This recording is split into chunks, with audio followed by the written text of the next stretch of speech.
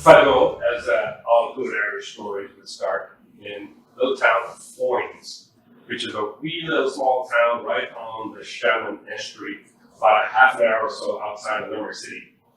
Limerick City, as I'm sure a lot of you know, is where I was born and raised. I grew up actually on the banks of the Shannon itself, right next to the Treaty Stone overlooking King John's Castle. That was my view every day.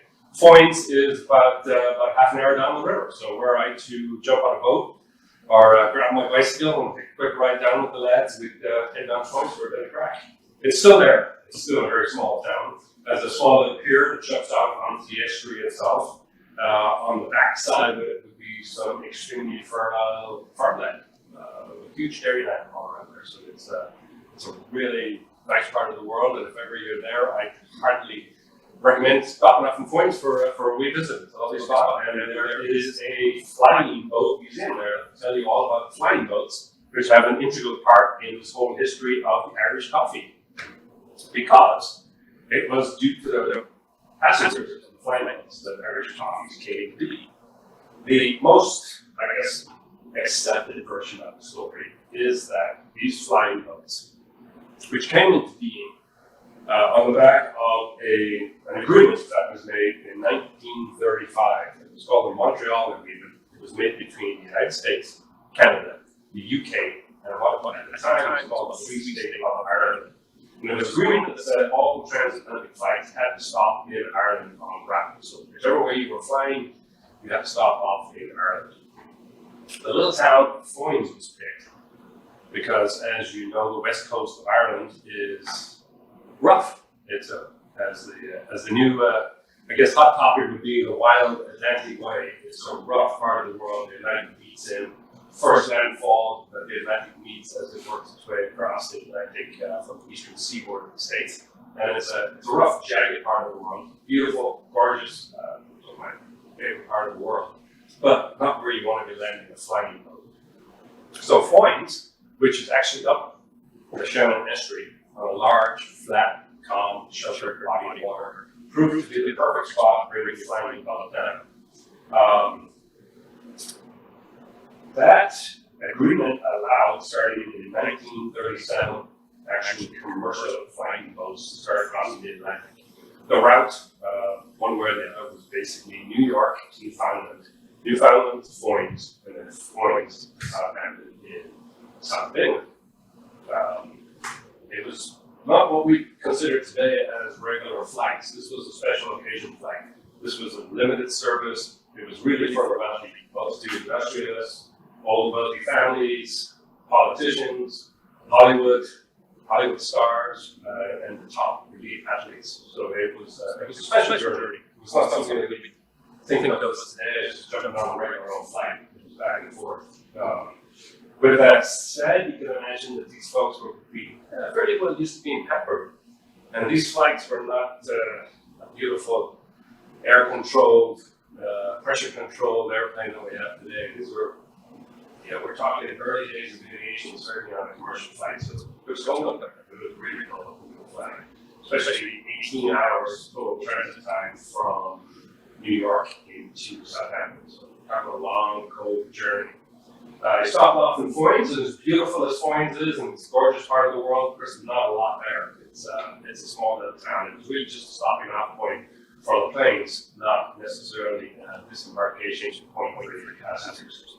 So, if we go to 1943, despite being in action for a while, Pan Am, the famed Pan Am, I'm sure we've all seen it in the movies and the logo of the whole thing, are flying from Foynes to Newfoundland. They get about halfway there when technical difficulties forced them to return to Foynes. Back in Foynes, clearly passengers are not too happy with the experience. You can imagine you're halfway across the Atlantic, cold, cramped, and all of a sudden you're back in Foynes, only to have to repeat the entire process again. So, being in Ireland, first thought is, look to the bar to solve the problems, because we do love our pubs. So, they looked to an end up in Joe Sheridan, bartender, sit at Joe, and he whipped something up, both to warm these passengers up, and hopefully also to lighten the mood, cheer folks up a little bit.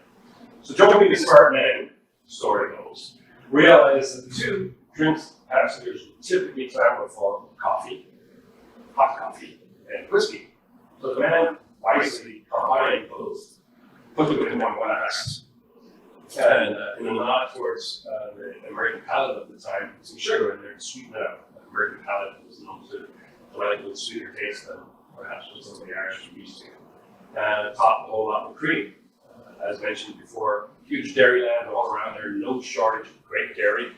To this day, still some fabulous dairy coming out of there, so the whole thing was topped with fresh cream. It was a hit, a huge hit. Passengers loved it. It raised the cheer, lightened the mood, everyone was happy, to the point that one of the passengers shouted from the back, "Hey, is this coffee Brazilian?" To which Joe responded, as a witty Irishman would, and he says, "No, it's Irish coffee."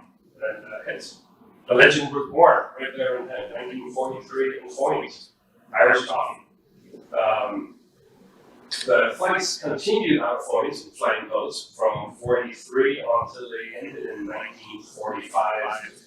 As historian finds out, it's mostly due to basically the end of World War II. So, end of World War II is kind of when the flying boats ceased transatlantic flights, and airplanes, as we know today, started taking over with regular runway landings as opposed to having to do water landings. But in those intervening years, those 2 years, Irish coffees were an integral part of that journey, and I really look forward to having one when they landed in Foynes for that layover.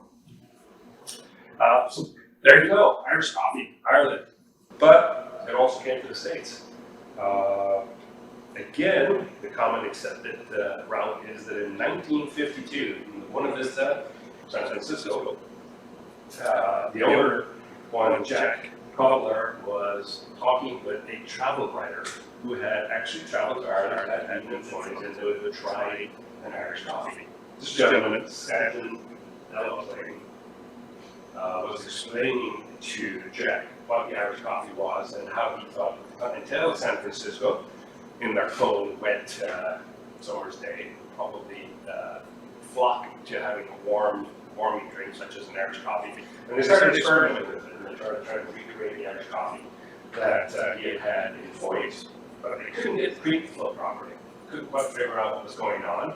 So, all credit to Jack on this one, given that it was 1952.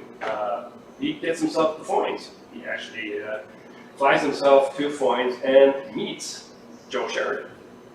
Picks Joe Sheridan's brain as to how to make an Irish coffee. And not only does he fly back with the know-how, he flies back to Joe Sheridan himself to San Francisco, and they start making Irish coffees in Buena Vista in San Francisco. It was a hit. It obviously took off. Buena Vista still pours them to this day. Does a fantastic job of it. And one would say that that's where the Irish coffee came from.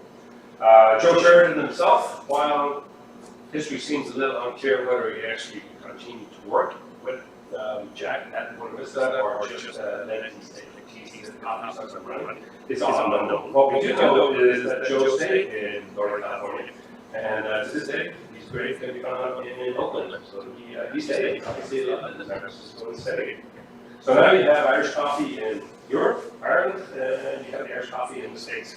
It's now poured around the world. I think it's very synonymous with not just Irish pubs, but really every eating and drinking establishment, from small little hole in the walls, fine dining, Irish coffee is well known. In all full disclosure, which but all good Irish stories and tales, you kind of have to pick and choose which bits to believe maybe are I won't say untrue, let's say less embellished than others. That's how us Irish like to work on our stories. There's some other concepts floating around that. There's some other thoughts, some other possibilities. One is that Joe Sheridan did not actually come up with this recipe out of the blue. But one concept is that there's a bar in Dublin some 3 years earlier, in 1940, called the Dolphin Bar in Dublin, where the coffee originated. And Joe Sheridan was supposed to have had a coffee there, an Irish coffee there, and had thought, wow, this would work really well for the passengers coming off the flying boats. Whether that's accurate or not, who knows? But one way or the other, we'll give credit to Joe Sheridan for being the man in Foynes who gets the credit for really putting it on the map. Likewise, a little bit of unknown with regards to how it made it to the States. There's some anecdotal, I guess, historical input to say that it was actually poured in New York some 4 years prior to one visiting in San Francisco making the drink. But again, who knows? And do we really care? Probably not, because now one can get an Irish coffee everywhere. I got started a little ahead of you all, I think, but here comes Irish coffee. We're going to have a brief musical interlude, just to kind of get you past me chatting away down here, and hopefully like the mood as well. And then our Janine will show you how to make both hot and cold. So warm glass, heads up, warm that glass up, make sure it's a warm glass, and have a spoon handy. That's slosh out. Cheers.